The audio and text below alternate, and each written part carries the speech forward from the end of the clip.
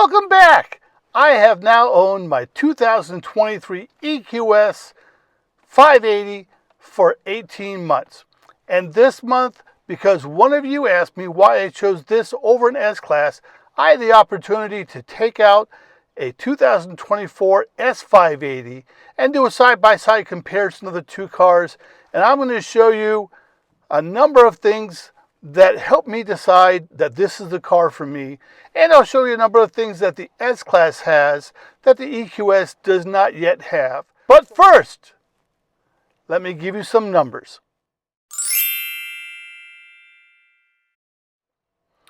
I have now driven my car 17,315 miles. And to get that entire distance, I have only spent $605. Comparatively, if I had used a gas car, I would have spent $3,463 to get the same distance.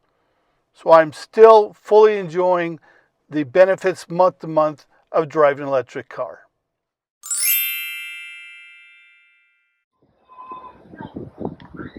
This is my 2023 EQS 580 sedan, and this is a 2024 S580 sedan.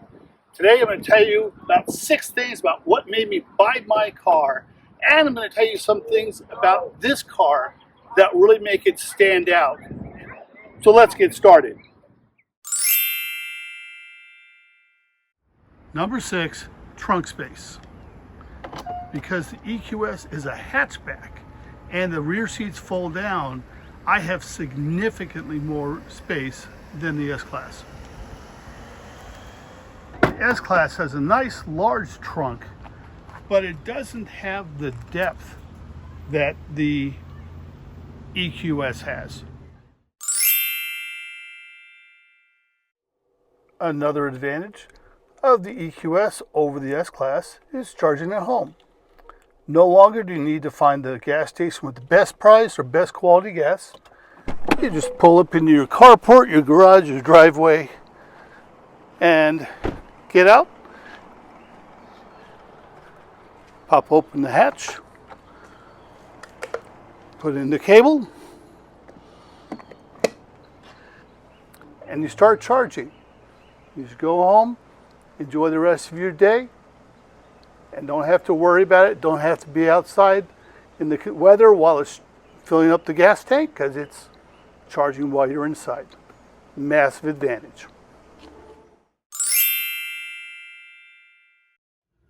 Another reason why I selected the EQS 580 over the S580 is the HEPA filter. With no engine in the front, they chose to put a HEPA filter to purify the air in my cabin. So all I have to do is click on this little button with the car, and it shows me inside my car has a purity of 1 out of 2.5 million, and outside here it's actually pretty good. It's only 2 and 3. But when it's smoky out or they're burning stuff in the area, and I've had this up to 185, my air inside the car is pure. I can add a fragrance, I get ionized air. That keeps me confident that every passenger in my car will not have a problem breathing and will have fresh air. An amazing selling point for this car. A key consideration when I bought the EQS was maintenance. With no engine and no transmission, the EQS has far fewer moving parts and only has a 20,000 mile service as opposed to a 10,000 mile service. Additionally, with the recuperation I have in the motors, I'm using my brakes less, and so maintenance is far more economical in the EQS.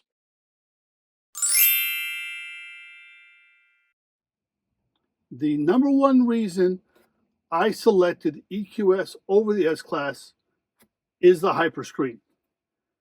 The real estate is amazing. The fact that my passenger can do anything that I can do here on this middle screen, and the fact that I can have 3 different maps running at the same time, just really put me over the top. And I tell you, I do love the fact that the start button is down here, and my camera button is down here, and my EQ options are here, my dynamic transitions are here. I just love everything about this layup, and this is why I said I had to have an EQS-580 over any other car on the market today. The EQS-450s have a very similar screen to what you see here in the S-580, and it's a beautiful screen, and I appreciate it. And having the air vents all lined up like that is beautiful. However, that center screen being 17 inches instead of this one just over 12, and having the passenger have their own screen just really made the difference for me. If I hadn't gotten my EQS 580, this is the car I would have purchased. And let me tell you a few things about this car that demonstrate it's a more mature product than EQS.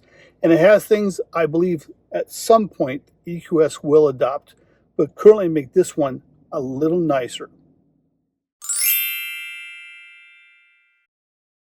While an expensive option, the e-active body control really takes comfort while driving to the next level. It looks ahead, it modifies the suspension to potential bumps in the road, it even counterbacks the feeling of turning for the passengers to be comfortable.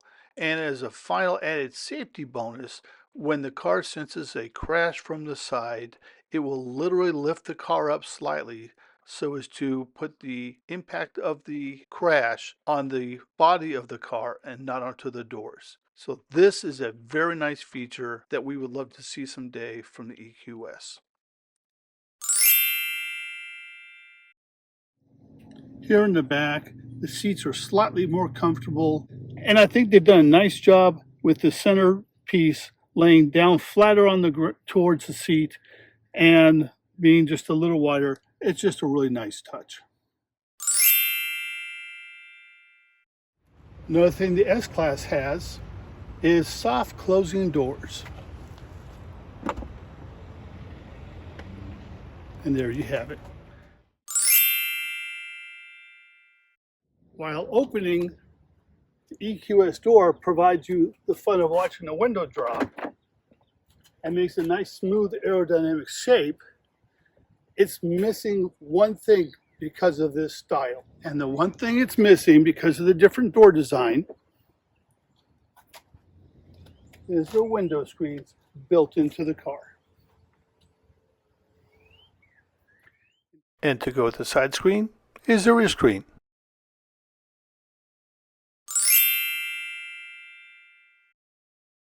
EVs require a new way of driving. You plan out your stops to charge, and while you're charging, you go ahead and have some food while you're there. But when you have a traditional car, you can simply pull up at a gas stop whenever you feel like it and charge in 5 minutes or so, move out, and then eat wherever else you feel like eating. And so it's a little simpler process.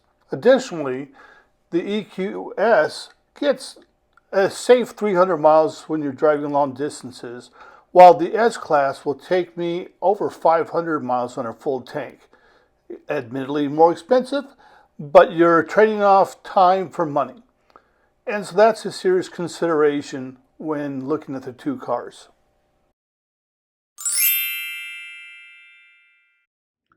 While the stylish design of the EQS is better for aerodynamics and looks really sleek, the challenge becomes the rear passengers have a much smaller headspace for getting in, and they have to duck a little more.